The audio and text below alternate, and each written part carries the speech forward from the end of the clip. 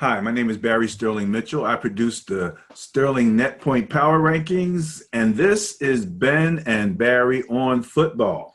How's everybody doing? My name is Ben Dickerson, lover of everything football, big time fantasy geek, not just fantasy football, but I just got finished putting in some baseball lineups. And number one thing we like to do on here is talk football. So let's get that going. All right. Hey, Ben.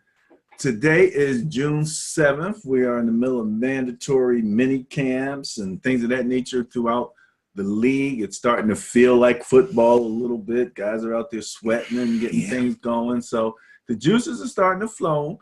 The contracts are still being signed. We're going to talk a little bit about contract stuff, especially with the signing of Mr. Wentz with a nice fat contract 2 years before his rookie year deal was to expire, and that could be to the benefit or to the wisdom of the Eagles. We know that they've always been good cap manipulators, but in any event, couple things that we want to talk about. You're gonna tell us a little bit about the fastest man situation. Yep. People are starting to challenge each other across the NFL, and it's breaking out into races. It's kind of funny, man. It's almost like the old Michael Jackson days. It would break out into a dance. Now it's like, what? Line up for the 40. Let's go. Let's go. How dare you say that to me? Just because one guy said, I'll bet $10,000 with anybody in the NFL that I can beat them in a 40. And it just took off from there. You want to talk a little more about that. Also, you got something on coaches. We're going to talk a lot about coaches on Ben and Barry on football. So understand that, that's an important part of the equation. So we'll always be focused on the coaches. And I want to, as we continue, to talk a little bit about some of those coaches that are on different teams that might make a difference. Is it Edelman coaching wide receivers for the Niners?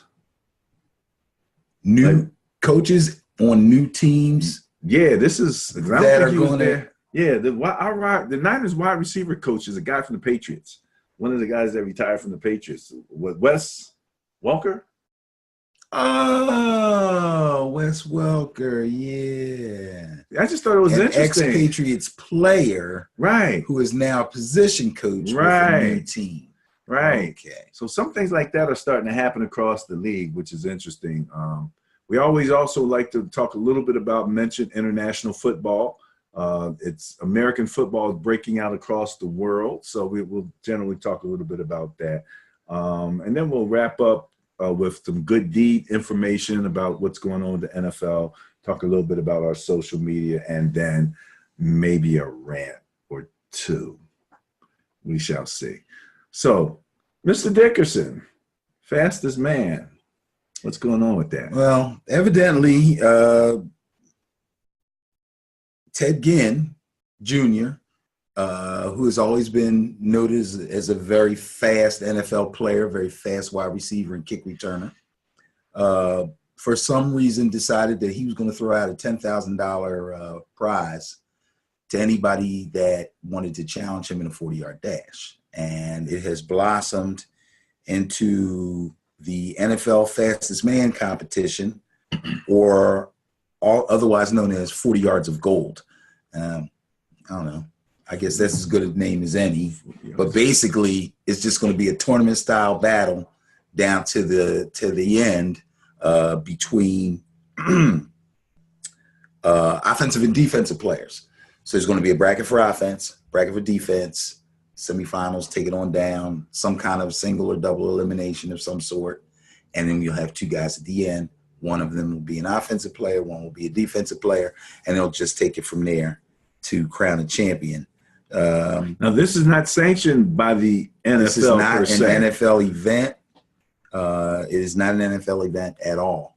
They're not worried about anybody pulling a hammy or an Achilles. Well, we can't say that. Of course they're worried.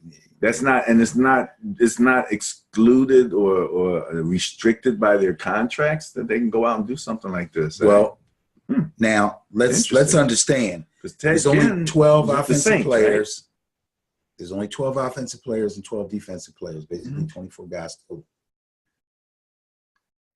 There's a large number of NFL players out there and skill position players and fast players that may or may not have something in their contract. I mean, obviously these guys don't.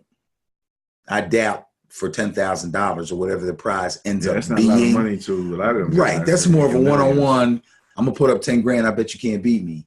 But this is turning into an event. So I'm assuming that it's going to garner sponsors and the prize should probably go up along with, the title, so to speak. But unfortunately for me, the part that I'm disappointed in is the people that are getting in this thing. Like, if it's going to be legit, you got to have enough legit guys.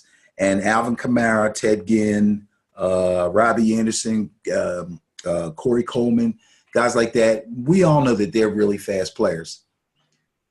It should be competitive, but similar to what usually ends up in the NBA dunk contest, the best guys aren't all there. Obviously, John Ross is still in the NFL. Yeah, I'm going to say. Okay. I was thinking Ross. And he's got the so-called official title of running the fastest 40 at the combine. It was like 4.27 or something like that. Okay.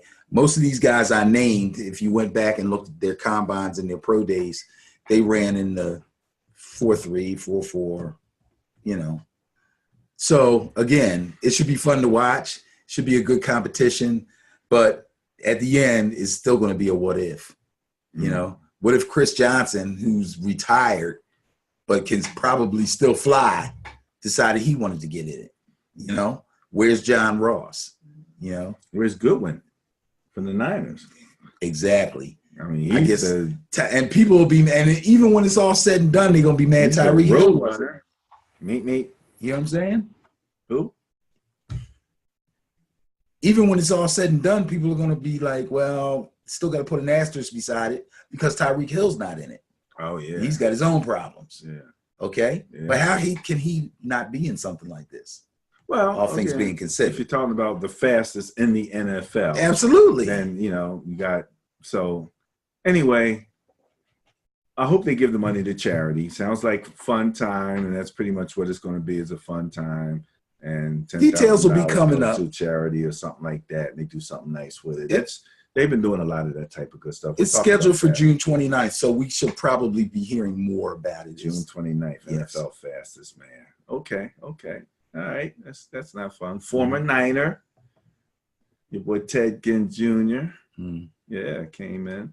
Ted Ginn's story was really interesting because, again, he was a returner. He was not known as a receiver with the Niners. I thought the Niners should have kept him. Number one, I thought he was a good enough returner because shortly after they let him go, we started fumbling punts and things like that in really bad times in games, and it really showed. It didn't help. I thought that was a piece of talent I wish they had kept.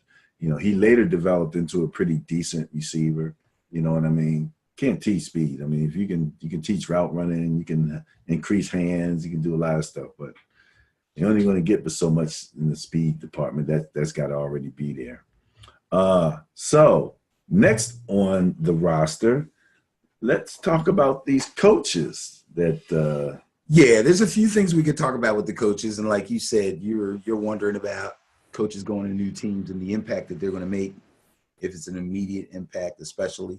What I did was I compiled a list of 5 new head coaches or head coaches of new teams. I probably said it right better the first time. But anyway, not necessarily in any real order, although it kind of is in some order. I start with the Cleveland Browns and Freddie Kitchens.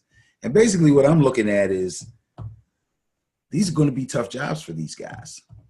Some of the things that they're going to face, and maybe see what you think about some of the things they're going to face and if they're going to be capable of handling them for one reason or another. So Freddie Kitchens with the Browns. He's been a coach, but I believe he's only been a position coach with different NFL teams. So he's never been a coordinator, never had an NFL head coaching job. First of all, big expectations for the Browns. A lot of them seem warranted. But he's also got a bunch of personalities that he's going to have to deal with. And not having that head coaching experience or even experience at a coordinator level, handling those personalities could turn out to be a little thing for him. Would you think that might be possible? Part of my rant has to do with OBJ. I don't know if I should throw it out right now. No, don't throw out your rant right now. You're obviously answering the question. Yeah, I mean, affirmative. It's going to be a challenge. I mean, so go ahead. I'm just saying. So you basically agree with me. Mm-hmm. OBJ can be a handful, and you never know when it's going to happen. Well, Baker's a handful. Baker Mayfield is a very strong-willed guy who's very young and has had immediate success. Some of that might have to be reined in, although right now he's really playing the leader role really well, if you ask me. Okay. The biggest thing was expectations. They're 8-8 last year. The funny thing about expectations, I think maybe my next TV special will be called 31 Excuses. Because that's what's going to happen inevitably every year. Out of 32 teams, 31 teams lose. And so you have 31 excuses. I don't know what the Browns' excuse is going to be. You've already thrown out personalities and such, but I don't expect them to win a Super Bowl, even with the level of talent that they have. Which is exactly what I'm saying. I didn't say Super Bowl, but expectations. So every expectation we're right now for every 31 team, 32 teams, as far as I'm concerned, should be the Super Bowl. Even though realistically, some of them know they're not there yet. So the question is coordination, and if they show that ability and do another 8-8 this year, maybe increase it by a game or so because of the talent level.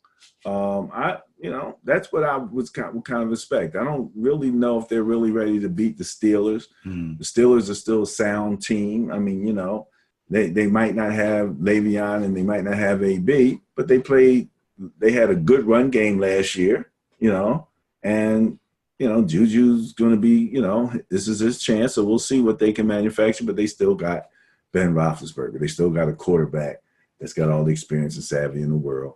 And if you got a good quarterback, you can really be competitive. So Baker, we'll see with Baker.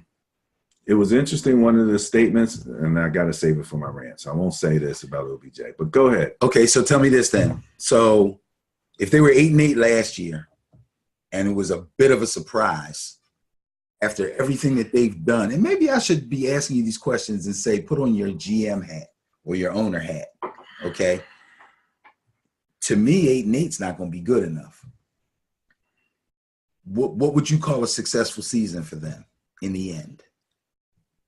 Again, I said 8-8 because I expect that, for example, we talk about the first quarter of the season as being a second preseason. Not going to get a lot of play in the preseason. Nobody does. So they're not really going to gel probably into the third, fourth game of the season. They could have lost 2 or 3 by that point.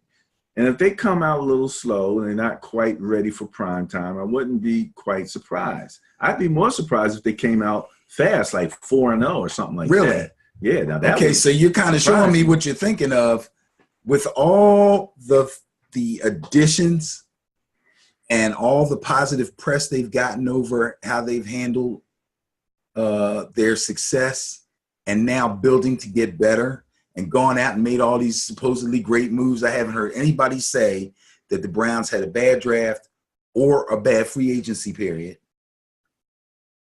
You would be satisfied with 8-8? They did 8-8 last year when they didn't know what they were doing. If you ask me as a GM, would I be satisfied with 8-8? As a record, no. Okay. So what would you be happy with?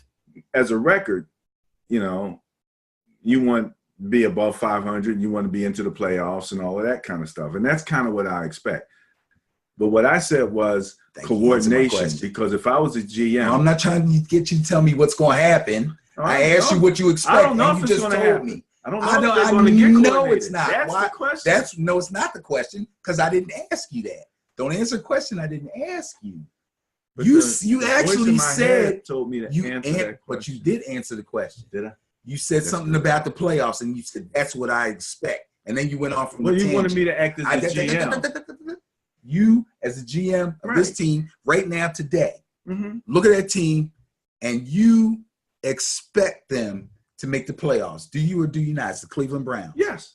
Thank you. That's the answer to the question.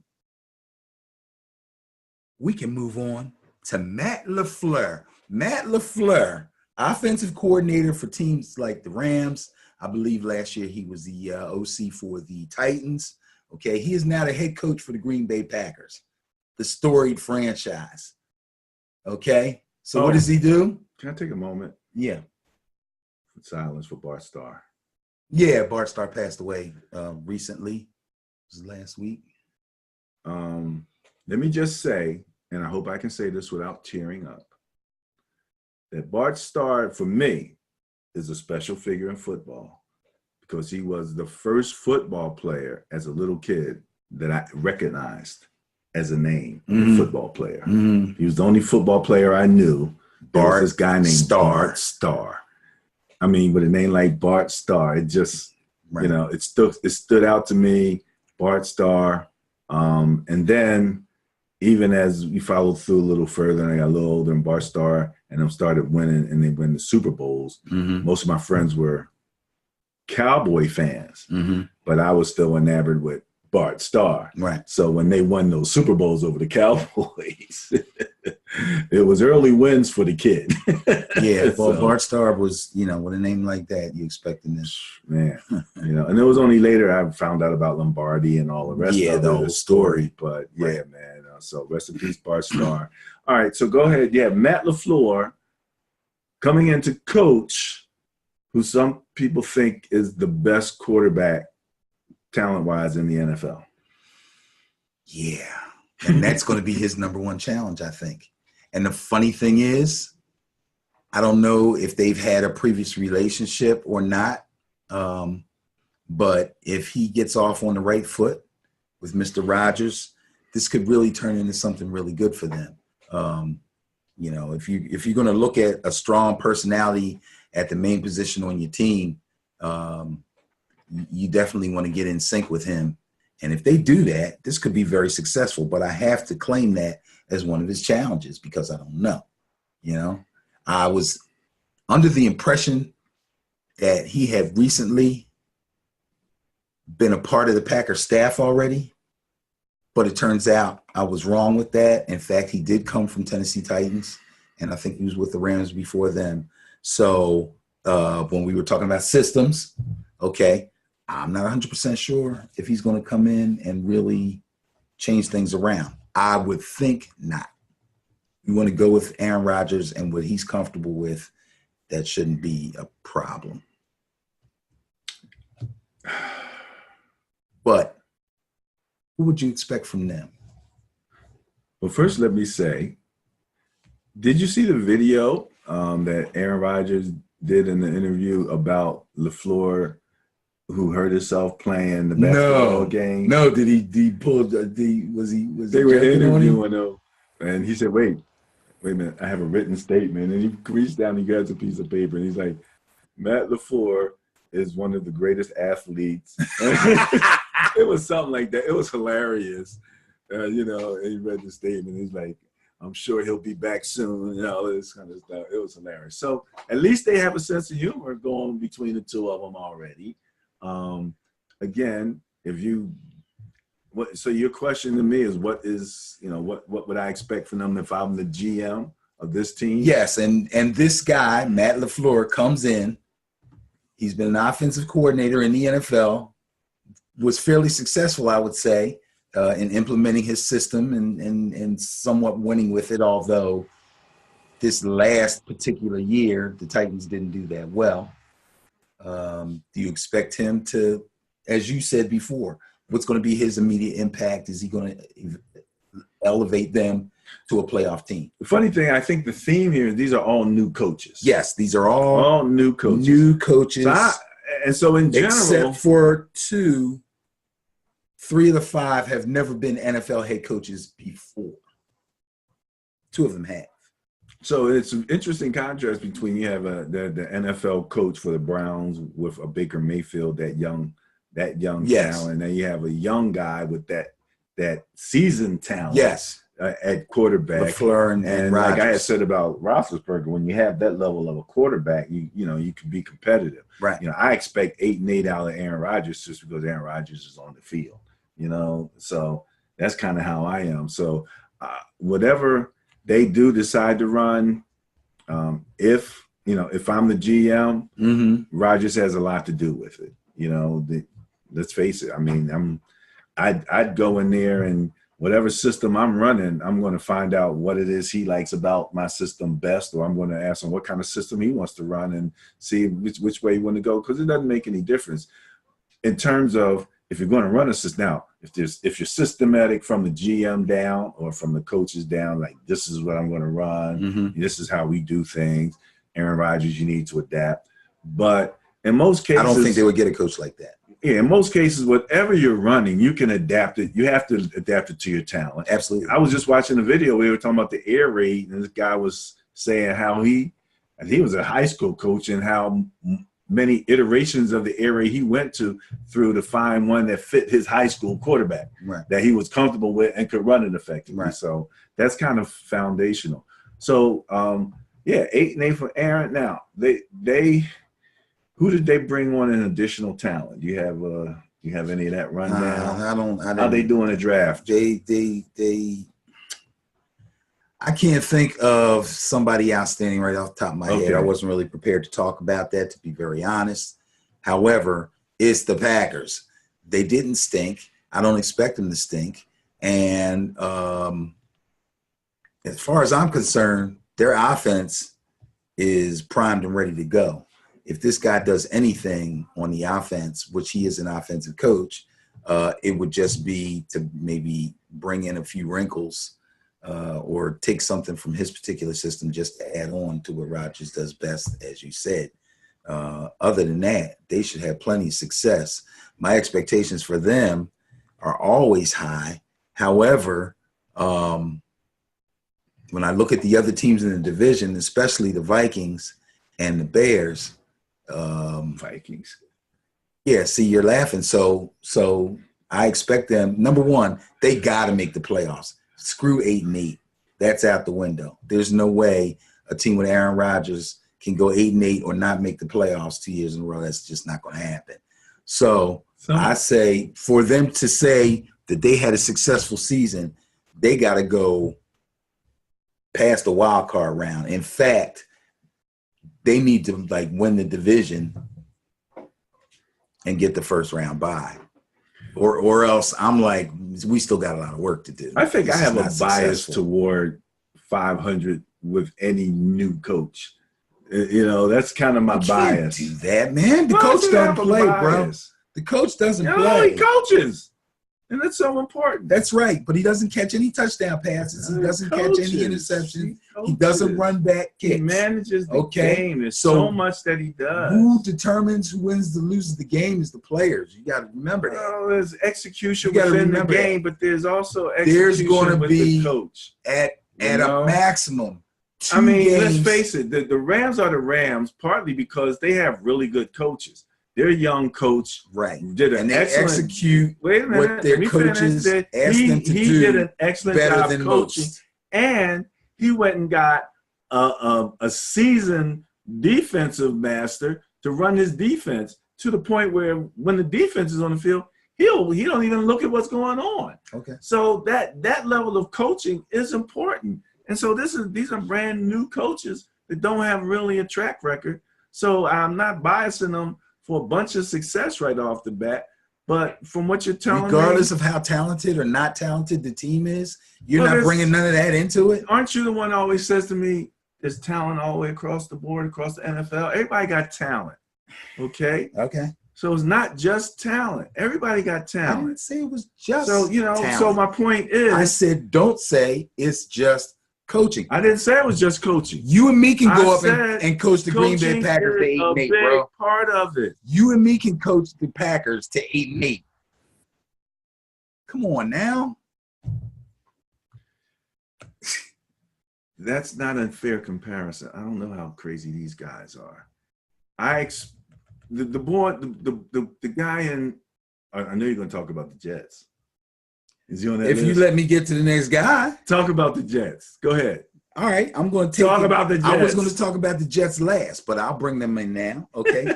Adam Gase, big guy Adam Gase, okay, is one of the two on the list that has head coaching experience in the NFL. Mm-hmm. He coached the Miami Dolphins, which were arguably the worst team in the league last year. Okay. With no signs of getting real significantly better. Okay. He is now the coach of the New York Jets. So wait. Do you consider the job that he did on a scale of bad, moderate, good, excellent? The job that he did with the Dolphins? Bad. Okay. All right, go ahead. All right. So, did that have an effect on their ability to play the game? His coaching? Yeah. Have an effect on their ability to play the game? Yes. No. It didn't. Their ability? Miami's? You have to have ability to play the game and play your position. I don't think you're tuning into the question. Okay. Go ahead. No. Ask it again. I'm interested. Well, what I'm trying to get to is back when we were talking about the Packers, when I was trying to talk about how much the coach impacts their success. Right. And you were like the coach didn't have nothing to do with it. It's about the players. No, I didn't say, dude. Okay, we're going to move on because you continue to put words in my mouth. I didn't say that. I didn't say anything close to that. What I said was you were overemphasizing the coach when you say any team with Aaron Rodgers, which you also said, any team with Aaron Rodgers, I expect to go 8-8. No, I didn't say that. You did say that. No, I said I have a bias against new coaches, and the bias is toward 8-8. Unless I'm hearing, you said that later. You did say that. So also. I'm saying that. You also said in reference to Aaron Rodgers. But yeah, you did. I wouldn't say you didn't say it if you didn't say it. We can go back on that. But that's what got me started. But when you move past that part and say I have a bias, so we both agree that the coaches do have an effect on this. Yes, of course. Let's start there. Go. Of course. Okay. But great coaches can be hampered by subpar teams. Oh, no doubt. Okay. No doubt. So now my thing is, I'm talking about a specific team, and this head coach going to this specific team, put those two things together: talent, ability, last year's record, who they picked up, their draft, and attach it to this coach, and then give me your expectation of the team. So if you're going to say, well, he's a new coach, so I'm going to put him at 8-8 to start with now, no, that's no good. Or you don't like my evaluation process? Hells no, because the very first one, I gave you the example of the Cleveland Browns. People didn't think they were going to win 3 games. They went 8-8.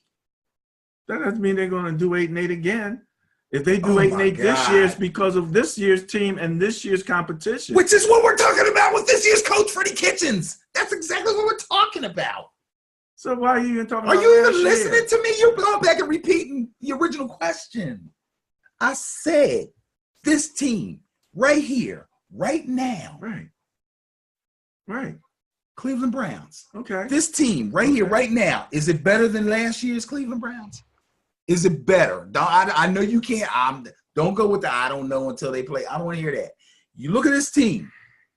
Maybe if you said to me, do they have more talent on offense or something like that? Just when I brought up talent, you said talent is in everything. You rebut everything. I know it's mean not. That they don't have more talent. I didn't ask you that. So don't tell me what question to ask you. Maybe if you had asked me. Answer the one I did ask you. I thought I already did. Do you think this team is better than last year's team? Overall. Give me an overall. Maybe. I'm going to say yes. Okay. Do you think this team is more talented than last year's team? Across the board. Offense, defense, and special teams. Okay. So how can That's you what I'm asking. When you expect? say team, How can am I you? taking into You account answer the all question. three? Stop giving me the extra. So how can you say you'd be satisfied with 8-8 because they got a new coach? Oh, caveat, new coach, 8-8. Just gonna give them that. Come on, man. I don't Stop. know how well he coaches. Come In on, the coaching battle, he might have some deficiencies. I'm asking you, what do you expect? I gave you the rundown. The guy's only been a tight ends and running back coach. He has never been a head coach on a pro level. So what do you expect? Because you're not liking what I'm telling you. So you told me. I already answered that too. You are not listening to a word I'm saying. I already said they have to make the playoffs and win a playoff game. They have to. No, they you expect them to? I expect them to. They have to for me. Question. They have to for me. For you to do what? For me to be happy with the season. But is this what you expect from them? Yes. You expect this? Yes. Okay. All right. See how easy that was? You expect them to make the playoffs? Yes, I do. Okay. I totally expect them to win the playoff, make the playoffs, and I expect them to win one playoff game at least. That's minimum. And the Packers, you expect them to make the Absolutely, playoffs? yes. Also, so that's another playoff team. Right, I'm answering all the questions that I asked you that you couldn't answer. Keep absolutely, going. Absolutely. Keep going. All right, the Jets, you expect them to make the playoffs? No. I don't expect them to make the playoffs. No, I don't expect them to make the playoffs. It's kind of funny. I really don't. And the reason is, like you tried to allude to before when I didn't really ask you the question, but I'm going to give it to you anyway, okay, is I expect a lot of improvement from the Buffalo Bills, who at minimum they'll split with, okay, and they're going to get beat twice by the Patriots, okay, and the Dolphins might sneak one in there on them because they're just not that good. They're just not that good. I do expect them. Even with Le'Veon. I do expect them to be better. What were they last year? I don't even remember what their record was last year, but I don't think they won 6 games. So you're the GM, you expect what? I expect them to be at least 500. 8-8. For it to be a successful season, a season that proves that they're on the up and up, that they're getting better. They got a second-year quarterback who's supposed to be the bomb. They got Le'Veon Bell, who's supposed to be the best running and receiving running back in the game. And they also have some really good young receivers, Robbie Anderson being one of them. They're not household names, but they're good. So their offense is going to be, they're still defensively challenged. But all of that and a new head coach, not new to being a head coach, but he is a new head coach to that team. He's a new losing head coach. Right. They brought in a guy that was a loser. So I shouldn't have said that like that. He's a loser. You know what I mean. You know, that's what I expect from him. Who else is on the list? Well, I'll give you the other guy that has been a head coach in the past before. Oh. And that was you're talking about my boy. Was he a head coach? Vic Fangio. Oh, Vic Fangio. Vic Fangio with the Broncos. But these are rookie coaches. They've never been head coaches? No, remember I said there was 2 that been head coaches. Okay, all right. You're not listening to me at all. It might have just went by me. Take it easy. Go ahead. You got to slow down, man. I can't. You have to. No. You're making this way longer than it should take. No, you're going over everything twice. You forget the explanation. Vic Fangio. No, I have to give you the explanation. That's part of it. No, I'm trying to introduce you slightly to who these guys are. Because you already asked me several questions about it. I'm trying to tell you their immediate backgrounds. I got it. Go ahead. To help you come up with an idea. You're like, oh, any new coach? 500. You can't do that. The bias. That's all I said was my bias. Forget the bias. You know, the bias is always plus or minus. But it's influencing you. You start it's influencing you. It's influencing your answer in a negative way. I have a bias against brand new rookie influencing coaches. I don't expect much. That's a shame. That's a shame because they're all different. They're all from different backgrounds. They're all going in different situations. Well, you go back and look at the records of rookie coaches and tell me what the record is. Okay, I will. Then we can talk. I'll make a note. Make a note of that one. So I got one more. Fangio, a real rookie coach. Nah, I'm not even going to talk about Fangio. We're talking about this. This subject has gone on too long. We're going to talk about somebody that you really want to talk about, which is Cliff Kingsbury. Going to the Cardinals, okay? Talk to me about him. Talk to me about him. Please, tell me something. He's been a head coach. 500. At a major college. 500 be good. 500 right off the bat. Number one, Cardinals have, like, I know in net points they were in last place last year, so their record probably reflected that relative to. That's excellent. I'm glad you thought of that. Go ahead. So, you're doing great. You go from there, and so anything beyond that record is an improvement. I think they might catch some of the NFL a little off guard with the air raid offense. Possibility. And so, now the division I think the division is tough. You got the Seahawks, you got the Niners, you got the Rams. So the division is going to be difficult. But 8-8, if I'm the GM, I don't even know if I really expect 8-8, but I'd be thrilled if they did 8-8 and Kyler Murray didn't get hurt. I think it'd be a good season, and I think it'd be a good setup for 2020. That one assessment, I agree with you 100%. I don't think they expect to be 8-8. And if, in fact, somehow they were 8-8, go back and think about the Cleveland Browns for the last 4 years and how everybody was like, oh, my God, they went 8-8. Okay? Nobody's expecting the Cardinals. Not this year. Maybe in 2 or 3 years. Couple interesting things that came out from previous discussions. Number one, you had mentioned about the air raid and that it looked like it would make the blocking easier for the linemen. Yes. I told you that there were actual reports that I read coming out of Arizona where the linemen actually said the blocking schemes is going to be easier for us. Then I just heard the running back. What's the running back's name? David Johnson. David Johnson has proclaimed himself the best running back in the NFL, from what I understand. He was on track to possibly, arguably being that. And I think David Johnson is kind of like Kawhi Leonard, that quiet guy who, if he can stay healthy, that's a good comparison. And he's really effective. We play him twice a year. He hurts the Niners generally, especially when our defense was not playing to run real well. But long story short, in the air raid, he's a guy that can both catch the ball and run the ball between the tackles. He's a 3-down back, so you don't have to take him out if you're in the hurry up. Right. And so he's a perfect back for this situation. Right. So, and I think that the Arizona Cardinals in general are liking Kyler Murray. I think they're actually liking him, and they're feeling comfortable with this young guy coming in. So all of that, means that transition could be a little smoother than what you might think with a rookie coach. But I think it is going to be interesting to see how the NFL defenses adjust to the air raid offense. Right. And so that's really going to be the question. Yeah, I'm usually one who, if I don't think something's going to work, I'll be like, that's not going to. But I'm not sure. I got to do the wait and see on this. Mm-hmm. He could, in fact, have something that poses some problems for some NFL defenses and could win a couple games for them. And or this thing could completely blow up in his face. But I don't think it will. I think we're going to have some modicum of success on offense. The problem is, are they going to be able to stop people in there? Are they going to be able to win games?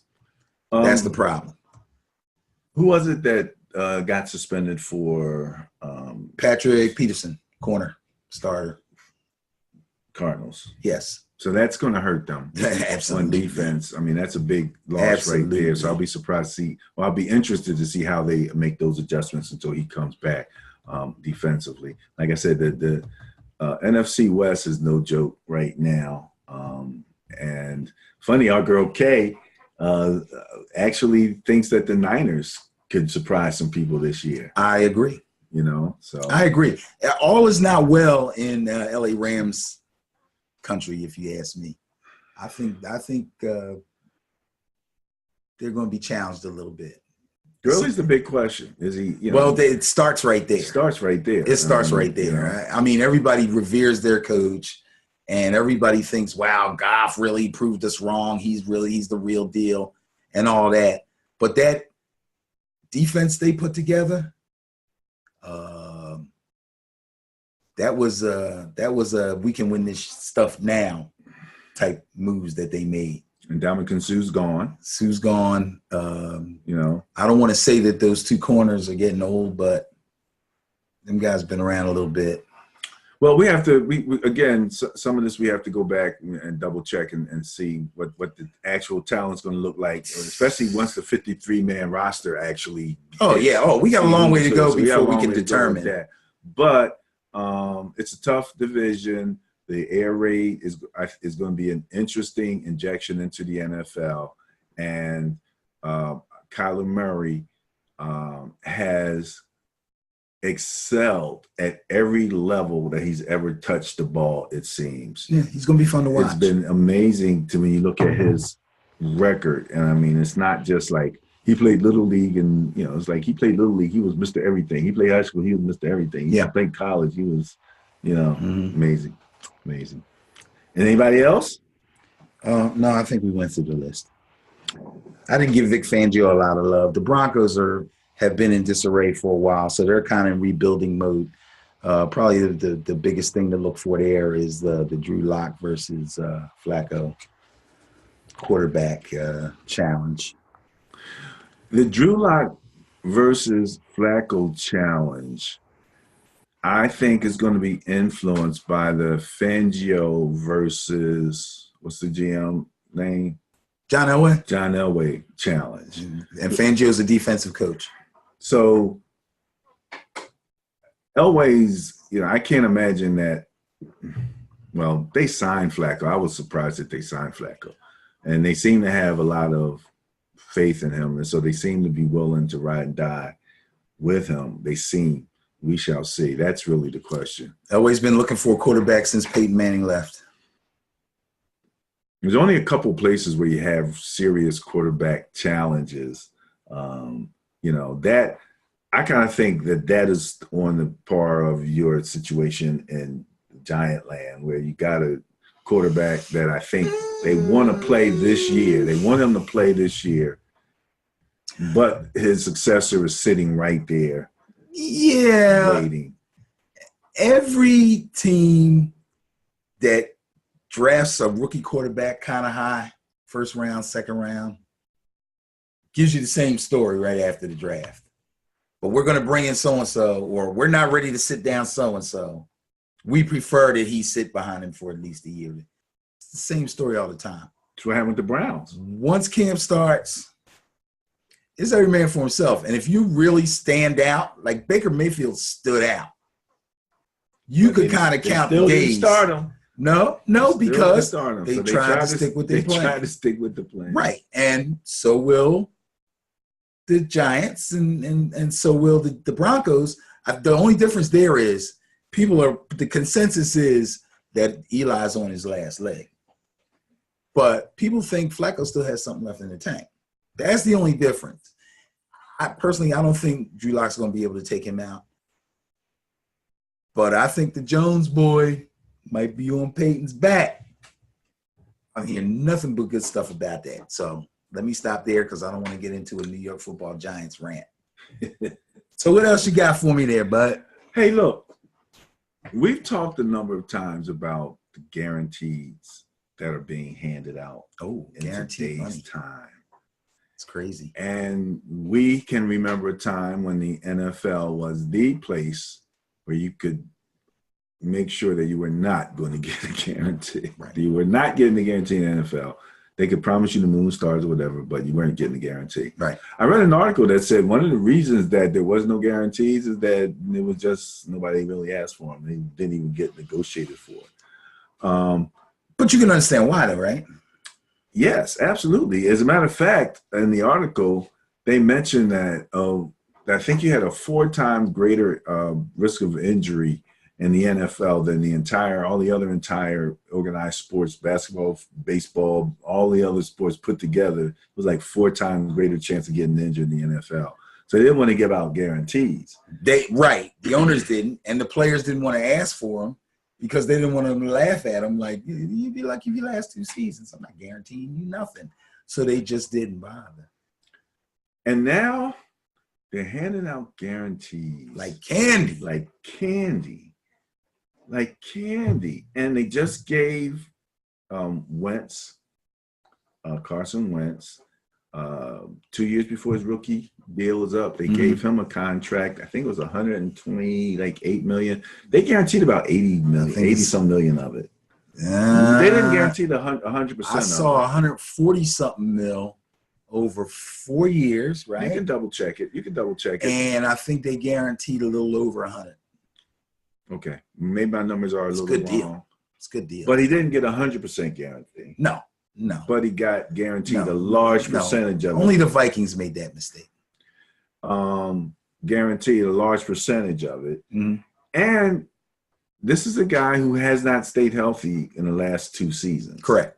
So you've given a guy with a history of injury guaranteed money. And that just before his contract was up.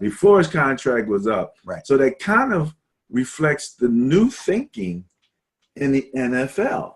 And that thinking would be that they're willing to take risks, much higher risks with guarantees on quarterbacks, well, on players in general. Yeah, because everybody's getting guarantees. But the quarterbacks are getting the biggest. They're getting the big ones. They're getting the really big ones. Right. And so, what's really the risk? How is this going to affect the NFL?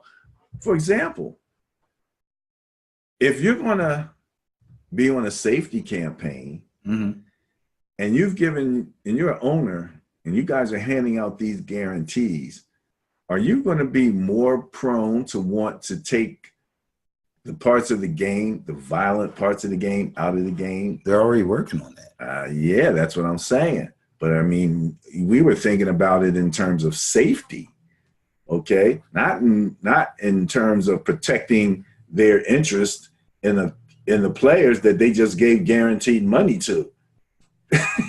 So I'm wondering how this is really going to affect, what types of effects. Now you take like you said, the Vikings, right? I saw an article of the Vikings. They were talking about Kirk Cousins reaching the next level, and somebody on Twitter said, I thought Kirk Cousins was supposed to be the next level. He was. So you take the Vikings. Now, again, we also know that in a structured contract situation where your quarterback takes up X percentage of the available money, that then leaves smaller pots of money of which to divvy out toward the rest of the team. On one end, you have the Brady approach where he's very acquiescent to the team in terms of his contracts to try to help make sure everybody else gets paid for the other team. Then on the other end, you have guys who just they're going to get the max that they can get regardless of how it affects the rest of the team. And so, and that's their right. That's their right. So they don't necessarily take that same, no, don't pay me this because I want to make sure that we have enough for the team approach. So now you've got effects on the talent levels that are affordable around that quarterback. So I was just wondering, what are some of the risks? We can come back, we can talk about it, in an ongoing basis and do a little more research. But I do, want to point out that we've swung the guarantee pendulum pretty much from zero to like everybody's giving them out now. Nobody's giving them out. Now everybody's giving them out, and they're giving them out at high levels, high percentages. They've, 100%, 80%, 60, 70% of the money. And they're not these kind of contracts like McNabb got either. Remember McNabb's contract with the Redskins? It was like, damn, McNabb's going to get paid. Then they found out that nothing was guaranteed except the first year. And he walked away with nothing but promises, no ducats, So, that was how they were handing out contracts at one, in that transition period. But now, man, they're actually guaranteeing these big bucks. Look at Gurley. You said that there was a question about Gurley. Gurley just got paid. How much of his contract was guaranteed? And he's he did have some guaranteed money because he just signed that thing, beginning of last season? Yeah, he's got a very, the ink's barely dry. Yeah, and now they don't know if he's going. You know what I'm saying? So, and so how much of that is lost dollars? How much of that goes against the cap? How much of that is going to affect their ability? One thing they did, I think they got a good running back in the draft. So that the effect of the young guys in terms of saving money on the cap space, that could be an impact also.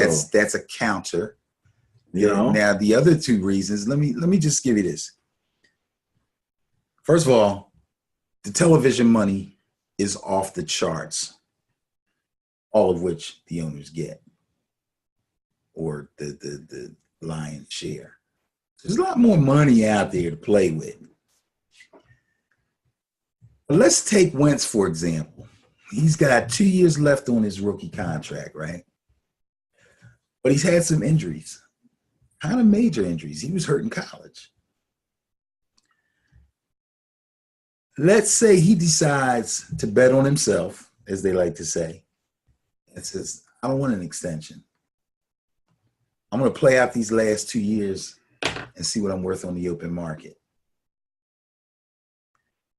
How much do you think that's going to cost the Eagles to keep him? Let's say he plays the next 2 years, does not get hurt, does not sustain a major injury, balls out. I'm not even going to say wins another Super Bowl. I'm just going to say balls out, playoffs every year, couple of NFC championship games. He's going to freaking break. He's going to crush them. So we'll pay you this much now for the next 4. Tear them last 2 up, and we'll guarantee you 100,000. 100 million. 100 million. That's what they did. The whole right. They induced him to not bet on himself.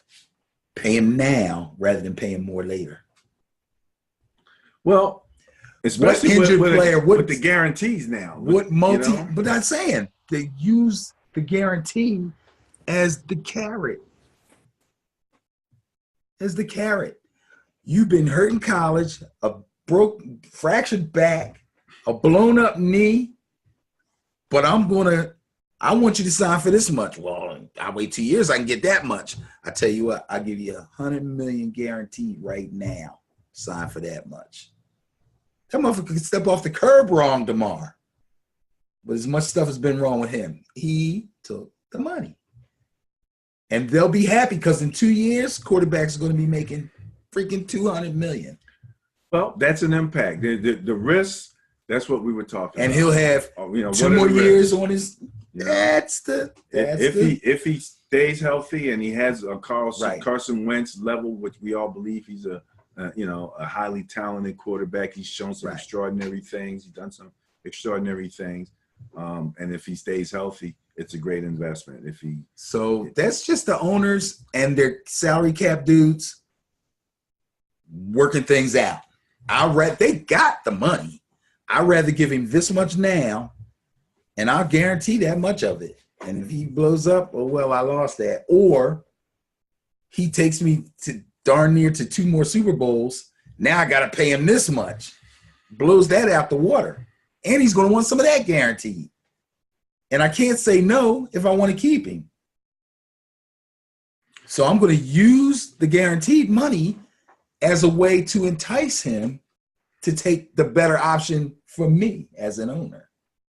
It's one way. That's how I see it. It's one way to use it, no doubt about it. And again, my question is kind of in general, what are the risks, of doing that, especially across the NFL? You got your one team.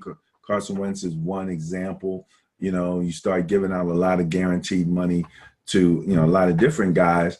Where is that going to put? It's almost like when we talk about the national debt, it's like we can afford 90 to 100% of our GDP, but how long? How is that going to affect us? It's hard to say right now. We could say, oh, well, economy looks good, but if you're not accounting for the backpack of debt, when you say, it's like the face looks good, don't worry about that hump on my back, though. I'll just put a cover over that. You don't hear nothing about no NFL owner in any financial trouble. Zero. Nobody. Billionaires. Absolutely. Millions are. They're paying millionaires to work for them. Mm-hmm. So you don't think it's a big problem? They got plenty of money. You don't think it's a problem? I don't think it's a problem. You see the risk as being minimal. For the owners? For the owners of Yes. NFL. Yes. Okay. For the owners, yes. Now, there's going to be a lockout soon. So they do have limits. I mean, they're not just throwing money at people. They're not. It seems like it because of the large denominations, but they're not just throwing. They have plans. How you think they got rich? They got plans. They know what they're doing. If we say I pay $100 for that, and I say, well, okay, I'll take the $100, but I guarantee the whole $100. If it breaks, screw it. Or let me hold it for 2 years. You see where I'm going? They make it work for them. It's their money. That's why every team has a capologist. If they couldn't afford it, they wouldn't do it. Do you think they'll soften the game? They're already working on that. So These things are, yes. That's an impact on the game. Absolutely. So part of the game, people are starting to complain a little bit about that. As they should. And it's funny. But how can you argue? They're offsetting part of that. If they were to lack growth here, they're offsetting it to some degree. And as they move out towards some of the outer European markets, I mean, they're playing games now in Mexico and Canada. They're only going to get richer. That's what I'm saying, man. It's not the money. The large amounts of money to regular working guys goes, oh my God. But to them, it's well within what they can work with. It's not infinite.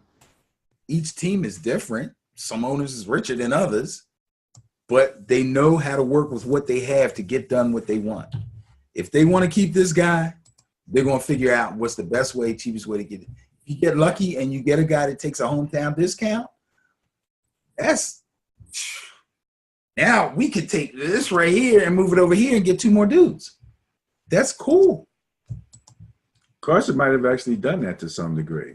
Because of the way they stretch it out, I think that may have been part of the lower. negotiations because, yeah, he probably could have got more. But he may have said, you know what, let's do it like this. Hey, who's going to turn down? I'm going to give you $100 million. I'm going to write you a check for $100 million right now. Forget the 4 years. I don't expect anybody to turn it down. Exactly. I was just wondering how that might impact the game. You don't think it's going to, you think the impact is negligible. I think it's something that we need to keep in mind. I say if we talk about impact on the game as far as safety is concerned, that's already in the works. That's already been in the works. So however soft the game turns out to be in the next few years, I don't think the owners are going to be mad as long as people keep buying tickets and keep filling up the stadiums, which they continue to do. It's a strong game. It is the most popular game, no doubt about it. I think that you don't want to water it down too much. And that's going to be the question, how far they'll go with that. I think they'll be okay for a while. But I just wonder, when you go from 0 guarantees to big money guarantees, now what? In a span of what? Maybe 6 to 10, less than 10 years, right? Less than 10 years? 10, 12, 15. Mm-hmm. And there were small guarantees. This is the 100th anniversary, so that's got a long tradition of no guaranteed money. That's true, but it started small. This guy got a little. This guy got 10 million. This guy got 20. This guy, and it just ballooned from there. What are you gonna do? And there's competition out there for players. Yeah, all that comes into play. All of that comes into play. So that's true. That's true. Well, let's move on to the more to our social media and just share some quick information with the people on the social media. Ben and Barry on football. Let's see if I can. Is that us? There we go. We're on a number of different social media. Let's start with Facebook. And this is the Sterling Net Point Power Rankings. I mentioned it at the very beginning of the show. I produce the Sterling Net Point Power Rankings. And you can find them on Facebook at Sterling NPPR. Sterling Net Point Power Rankings looks at the differential between the points scored and the points given up.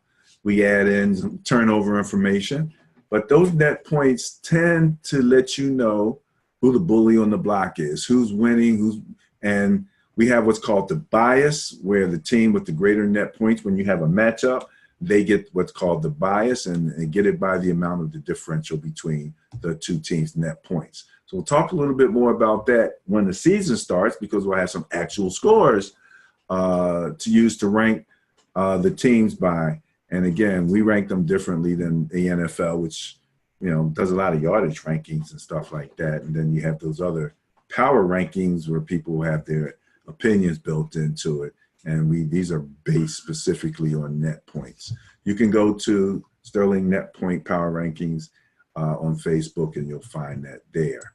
Ben and Barry on Football is also on Facebook at B&BOF. Ben, did you see that Peyton Manning's going to have a show where he goes through 100 years of NFL history? Yeah, I heard about that. It's going to be great. Peyton Manning is actually kind of funny to me. His humor He's hilarious. I got to give it to him. To have a brother who's as stoic, to be kind. Yeah, as Eli is. To be kind. He actually is kind of funny. So I'm looking forward to seeing this. One of the things we did want to talk about is good deeds. You can go to hashtag NFL Good Deeds on Facebook, and you'll find our posts where we talk about some of the things that the NFL are doing. The Atlanta Falcons just hosted a high school coaches clinic. And a lot of the things now are going to be tied to the theme that this is the 100th anniversary of NFL football. So they're tying it to that theme. But these clinics, coaches clinics, clinics for kids. Mm-hmm. Last week we talked about Corey Clement and his clinic that he's going to be doing at Rowan School this coming tomorrow. Yeah, tomorrow, as a matter of fact. So those guys are out there in the neighborhoods trying to do some good stuff. The Redskin rookies build a learning lab at a local school, you know. So they are actually out there and they're trying to do some good things. So we just want to give them kudos for that and recognize good news. You know, we always talk about the bad news. This is our Twitter page at B&B on Football. Hey, there's my buddy Peter Schrager. I like that guy. He does his homework. He's excellent.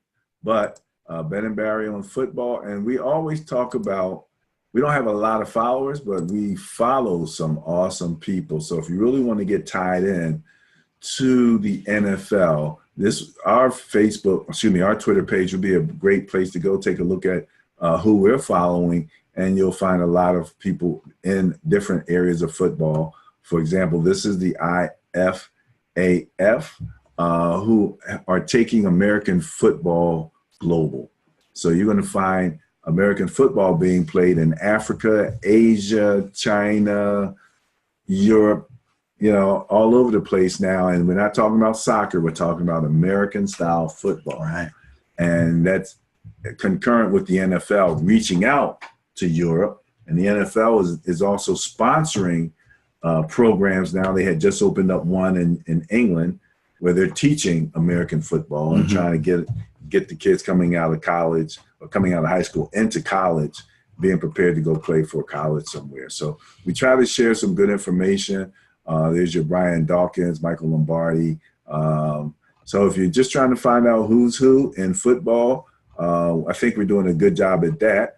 And as we begin to move on and they begin to know who we are, we'll be on their followers list too, I'm sure, one day. Instagram.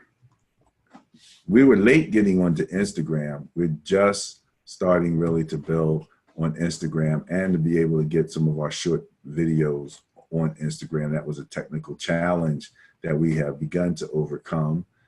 There's our guy, Patrick Mahomes, on the cover of the Madden 20.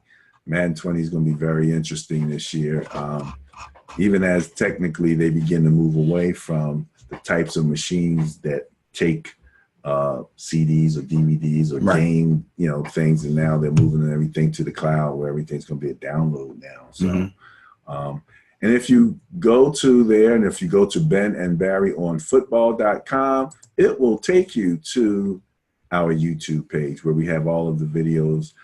We went through the entire last season with our net point analysis. You can actually go back if you want to know where they're coming from.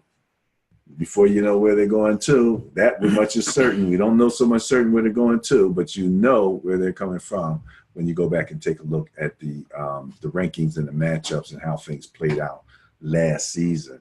Some good football. We had a lot of fun covering last season. So that is our social media. We normally follow that with a rant. This isn't a big rant. Do you have a rant? No, actually, I don't. Okay. Life is good in the Dickerson house. No rant. Say that. What's it got to do with a football rant? My rant has to do with your boy OBJ. And two things. We talked last week about how we felt if we were coaches about them not coming to OTAs. And voluntary OTAs. And we both as coaches would want them to have been there. More so because we believe that it would help the team to grow together. When I watched them being interviewed and they're asked the question, and OBJ, they were asked him directly, why would you not come to, the work, the OTAs, although voluntary? He said, I know what I need to get my body in the best condition and the best tip-top shape and all of that kind of stuff. My question last time was, OTAs are like 3 days. Are those you're telling me that those 3 days you're going to get that much better in your physical conditioning as opposed to being with the team and really, gelling and growing together as a team. So that's what he said. But then he said something later in the week. He said he was surprised at how hard the quarterback, why is his name? Baker Mayfield throws the ball. And I'm like, wait a minute. I thought that they had worked out in California together and all of that kind of stuff. I thought I heard that too. I could be wrong. Yeah. So I'm surprised that you don't know what kind of velocity he puts on the ball. That's the kind of stuff that you would have found out had you been at voluntary OTAs and just throwing the ball around with your team. It wouldn't be a surprise to you at this particular point. You'd be maybe a few more days along thinking about some other thing, but that wouldn't be a surprise. So in gelling with the team, it seems like a small thing, but knowing your quarterback's velocity is important. We played with a guy that Brokenbauer who used to throw the ball like a missile, and we played with Hollywood who had much more touch. So I'm not saying that he can't adjust in this time, but that's just a small detail that wouldn't even have been an issue, I think. And it's something that you can do when in OTAs, now all of a sudden you're talking to your other receivers. They might be saying, yeah, I'm surprised too. And now you guys just gel together. So my thing is, with the short practice amount of time that you have, if you get a chance to go to OTAs, go. Be with your team, especially if you're new to the whole situation. If you've never played with most of these guys, because you asked me about the coaches before, how is that on? I said, if they just get coordinated, if they take all of that talent and they begin to gel like, okay, as a team, again, it's going to take time because we know the first quarter of the season is being the first chance and most of them really get to play together. So the quicker you get there, if you win 1 or 2 more games in those first 4 coming out the box, on the back end, that could be that playoff spot. That could be that seed. These are the little things I believe that happen. Now, Tom Brady didn't go to voluntaries either. Right. But he's Tom Brady. This is the Patriots. Wait a minute. This is the Patriots. He's not new to this system. Everybody knows who Tom Brady is. So you give him a pass because he's a veteran player on that team. not I'm just just because asking. he's a veterans player, but because he's not in a situation where that he's new to. That's I what I said. mean, He's a veteran player well, on that team. yeah, He's been veterans. around. He knows. Exactly. Okay. Right. So, in his particular case, I would probably prefer that he be there also, but I don't think it's that big a deal. I do think it's a big deal when you're brand new. When this is a new coach, a new team, and any time that you can spend together, I think is very valuable and constructive. That's my rant right there. You have an anti-rant? No, well, no, I wouldn't call it an anti-rant. Everything you said is probably, I'm not going to say is, but it's probably correct. All of those things should be taken into consideration. The problem is I don't think players actually take all that into consideration. So I would break it down to its simplest form. When you're a part of a team, you're supposed to do team things. If you're looking for success, you want your team to be as good as it can possibly be, you got to do team things, which means you should be around your team as often as possible. When they do OTAs, and they call them voluntary, I think they do that because it's early on in the process of preparing for the next upcoming season. And maybe some guys just got something else going on. So we're letting you know we're going to get started. But if you got something else going on, or you're nursing an injury, or you had a family vacation, or you did whatever it is, maybe you had a photo shoot, you don't have to come as a vet. You don't have to come. But we'll be disappointed if you're not, because we know that if we're going to have a good team, we need to do things together from day one. They get that pass for them 3 days, and then after that, it becomes mandatory because they want to make sure now you got to come. Because if you don't make that distinction, some guys won't come to that either.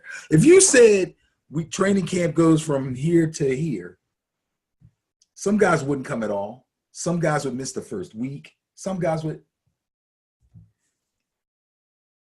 Bottom line for me is that even when you're talking about a professional level, but absolutely. It's again. Let's remember. I can't refute what you're saying. Again, let's remember. Most of these dudes are between the ages of 22 and 30. Okay, and I'm not saying they just going, man, I ain't going. They got stuff to do. A lot of it they don't need to do. They could still, but they're going to do it if you give them the option. So yeah, if they're treating them like it's high school, yeah, because you kind of have to. But the bottom line is, I agree with you 100%. The rant is so valid, especially when you look at it not only from an organizational, yeah, the owner going to be mad, yeah, the head coach going to be mad. There's nothing he can do about it. So he's only going to get so mad. But you as a player should want to, as often as possible, do things with your team. If you don't think that's a big deal, especially going to a new team, I beg to differ with you, but you do your thing, man. That's. If you're handing me all the millions that they're handing, I at least want to ingratiate myself with the people who are paying me.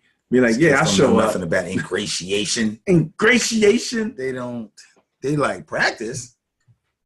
All right, Benny. Social media done. Coverage done. Any last words? Go Noles. You won't let me say that. No.